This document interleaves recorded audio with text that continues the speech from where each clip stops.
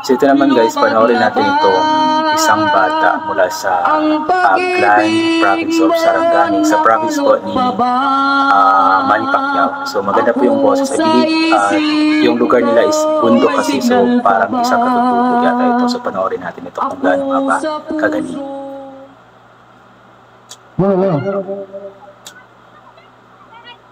Hi, Manoy! Hi! Mga kwan! Kumusta na ang halaga ng piso? Oh, ang ganda ng boses. Nakasabay sa krisis ng panahon. Yung kanta niya is parang ano, lobat na ba? Mababa ang halaga ng piso. Ang ganda. Di kaya sumabay rin ang pag-ibig mo. Ang ganda ng boses. Rati-rati, madalas mo akong tawagan, madalas mo akong i-text kahit saan. Ngayon hindi na. Ang ganda ng lugar nila. Alam mo miss na miss nasa bundok kita. talaga ba?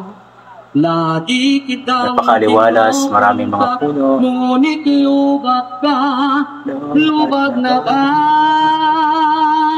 Ang ganda ng place. mo, nakalot pa ba?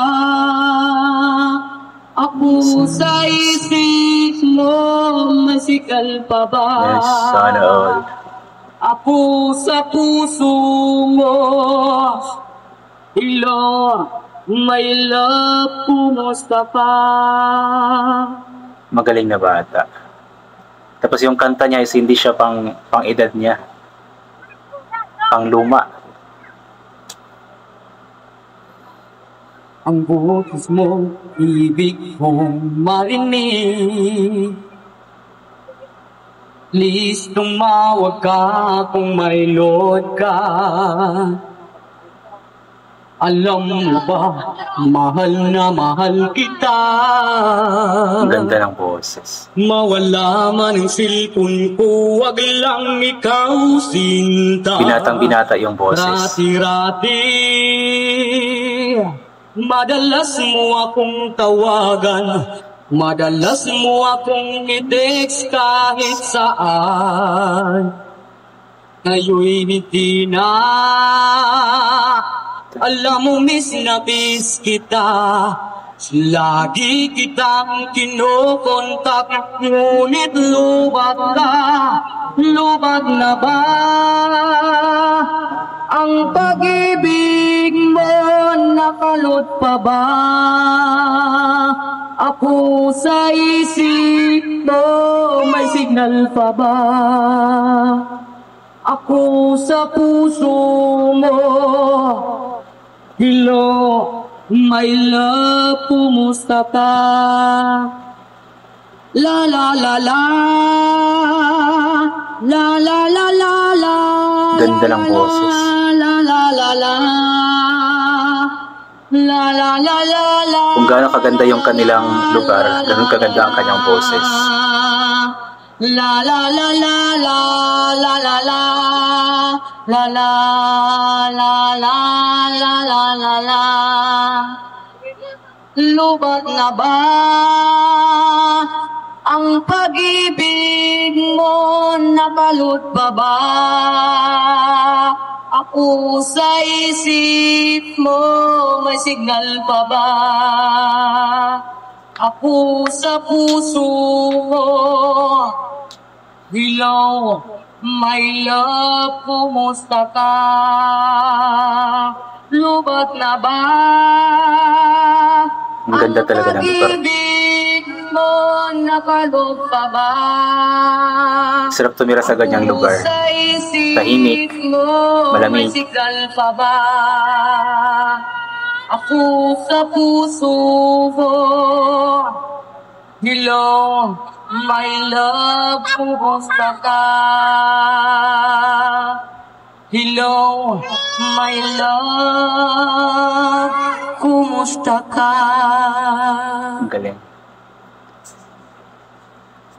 Ayun po guys, napakagaling na bata. Mula po yun sa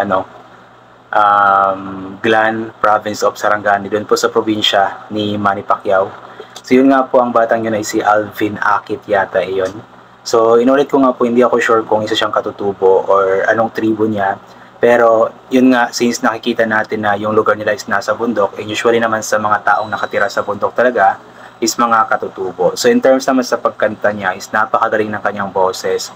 Alam mo yung binatang-binata yung kanyang boses, and control na control yung kanyang boses.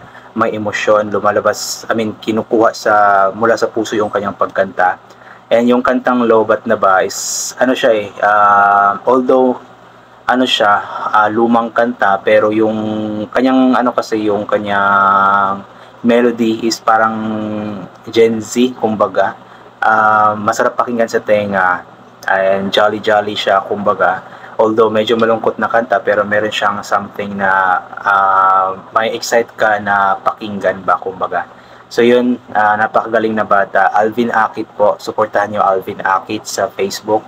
Pero nag-post po nito is, nakalimutan ko yung pangalan. Para siyang worker ng LGU sa Glan, Sarangani Province. Suportahan po natin. Nasa screen naman po siguro nakalagay. So yun. So inulit ko, maganda yung boses ng bata. We'll hope na sana balang araw is makikita natin siya na sumali sa mga patimpalak sa national TV like sa The Voice, sa Tawag na Tanghalan, Singaling, The Clash, or kung ano-ano pang mga patimpalak sa TV na maaari nga po niyang salihan. Kasi sayang yung kanyang boses, although nagtitrending yung boses o yung kanyang kanta sa social media, sa Facebook. Pero iba ba din talaga yung kapag makasali ka na sa mga national competition or sa mga national TV competition, kasi mas makilala talaga. So inulit ko nga po, katulad nila Mark Mac, nila Nevin, nila Hebron, at iba pang mga bata na nakasali na sa mga patimpalak sa TVs, talagang nakikilala sila.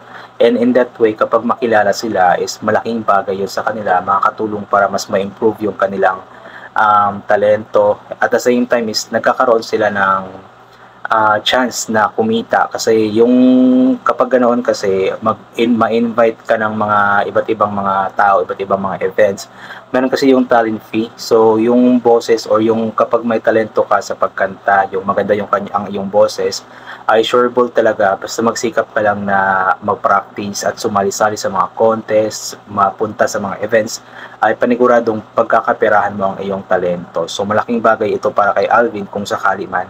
Kaya good luck sa iyo, Alvin. Abangan namin ang iyong pagsali sa kung ano mang competition sa TV. We'll hope na sana makita ka namin balang araw. So yun po, hanggang dito na lang po itong gagawin ko na reaction video. God bless po sa ating lahat. Ugulain po natin salamat palagi sa lahat ng mga bagay natin natatanggap. Kahit hindi man po natin ito hinihingi. God bless po at bye for now po.